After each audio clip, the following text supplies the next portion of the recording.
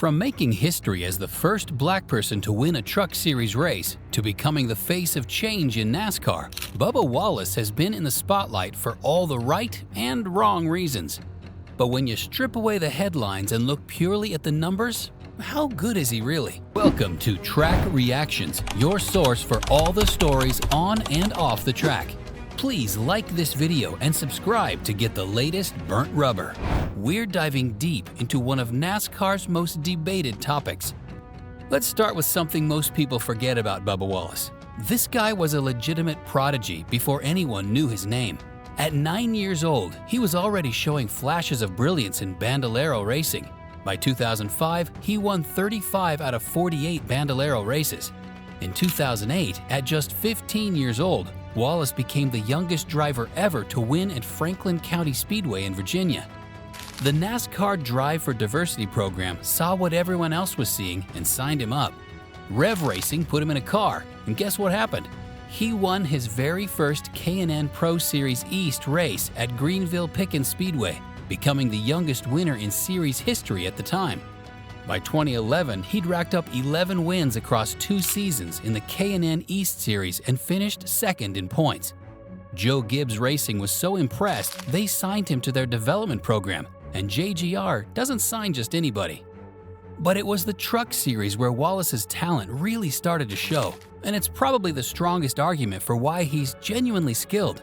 Kyle Busch Motorsports gave him a full-time ride in the Truck Series in 2013, and Wallace didn't waste the opportunity. On October 26, 2013, at Martinsville Speedway, he made history by becoming the first African-American driver to win in one of NASCAR's national series since Wendell Scott in 1963. But that wasn't a fluke. In 2014, Wallace went absolutely nuclear in the Truck Series. 4 wins, 9 top 5s, 14 top 10s, and a third-place championship finish. He beat Kyle Larson, yes, that Kyle Larson, multiple times head-to-head, including at Eldora Speedway, where he held off a charging Larson who literally wrecked trying to catch him. His final KBM win came at Homestead, where he again beat Larson to capture his first victory on a non-short track. This was Wallace proving he could win anywhere, not just at his specialty tracks. Now, if you're thinking Wallace was on a straight path to superstardom after dominating the Truck Series, well, that's where this story takes its first major plot twist. You see, despite spending significant time in the Xfinity Series, Wallace never won a single race. 88 races run over 7 years, 0 wins. That's a stat that jumps off the page for all the wrong reasons. His best Xfinity season came in 2015 with Roush Fenway, where he finished 7th in points with 14 top 10s. Respectable, sure, but not the kind of performance that screams future Cup Series star. In 2016, he managed only 9 top 10s and dropped to 11th in points. By 2017, sponsorship issues forced Roush to shut down his program mid-season, leaving Wallace scrambling for rides. Was the lack of wins due to talent, equipment, or circumstances beyond his control? The truth is probably some combination of all 3, but it's impossible to know for sure. But here's the thing about NASCAR. Sometimes a driver's biggest struggles set them up for their most shocking successes. And Wallace's Cup Series debut proved that talent has a funny way of showing up when you least expect it. His Cup Series rookie season in 2018 with Richard Petty Motorsports started with a bang that nobody saw coming. Second place in the Daytona 500, the highest finish ever by a full-time rookie in the race, beating Denny Hamlin to the line by just .002 seconds. That was Wallace announcing to the world that he belonged on NASCAR's biggest stage. But then, reality set in. For the rest of 2018, he managed only 2 more top 10s. 2! In 35 remaining races. He finished 28th in points, which was actually pretty typical for RPM equipment, but still disappointing after such a promising start. 2019 and 2020 followed similar patterns. Flashes of brilliance mixed with long stretches of mediocrity. His third-place finish at Indianapolis in 2019 showed he could still run up front when everything clicked, But those moments were rare. The RPM years were crucial to understanding Wallace because they highlight both his strengths and his limitations. He could wheel an underfunded car to occasional strong finishes, something that takes genuine skill. But the real test was always going to be this: what happens when you give a driver like Wallace championship caliber equipment? The answer would define his entire legacy. When Michael Jordan and Denny Hamlin launched 23XI Racing in 2021 with Wallace as their driver, it felt like the perfect opportunity for him to finally show what he could do with properly funded equipment.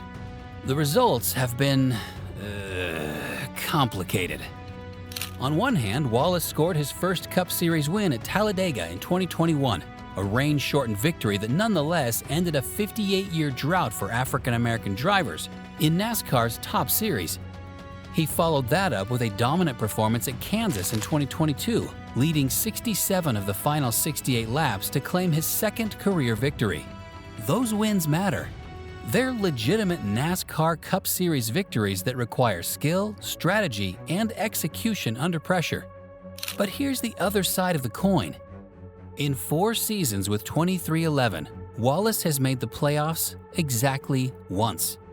His best points finish was 10th in 2023, which is solid but not spectacular for a driver with championship caliber equipment. The 2024 season might be the most telling. Wallace had his best statistical year in terms of top 10s and top 5s, yet still finished 18th in points and missed the playoffs. That suggests he's getting more consistent results but still lacks the peak performance needed to truly contend. Now, those 23XI numbers tell one story, but here's what the stat sheets can't capture, and it's probably the most important part of understanding who Bubba Wallace really is as a competitor. You see, Wallace has been NASCAR's only full-time African-American driver since he arrived.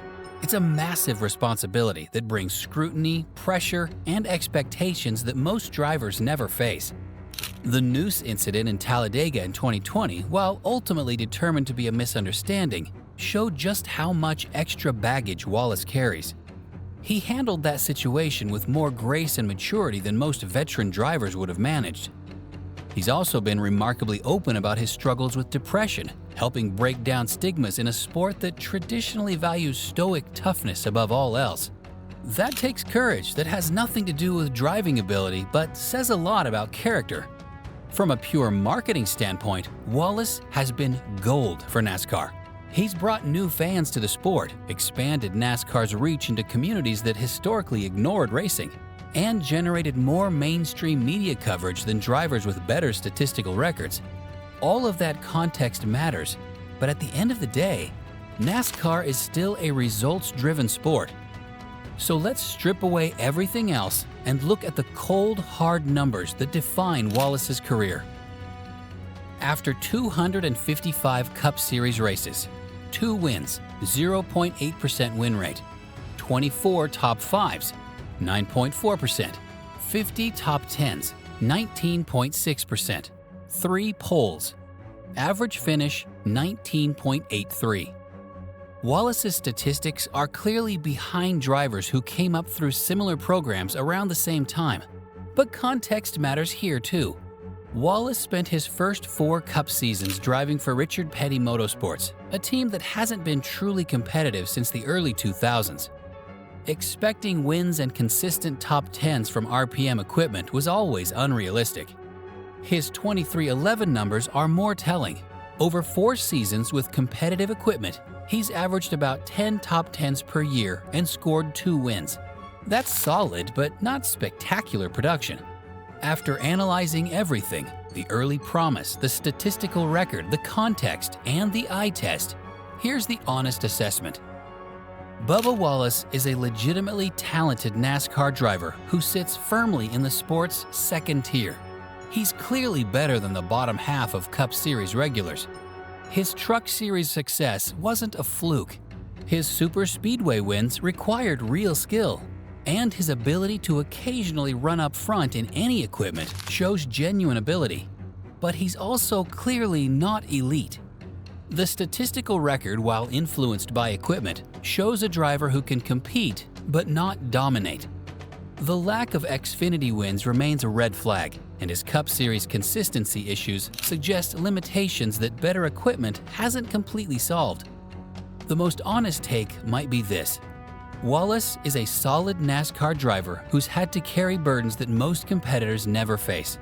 He's capable of winning races when circumstances align, competitive enough to run with the sport's best on his good days, but unlikely to ever challenge for championships or become a consistent race winner. For some fans, that's not enough given the attention and opportunities he's received.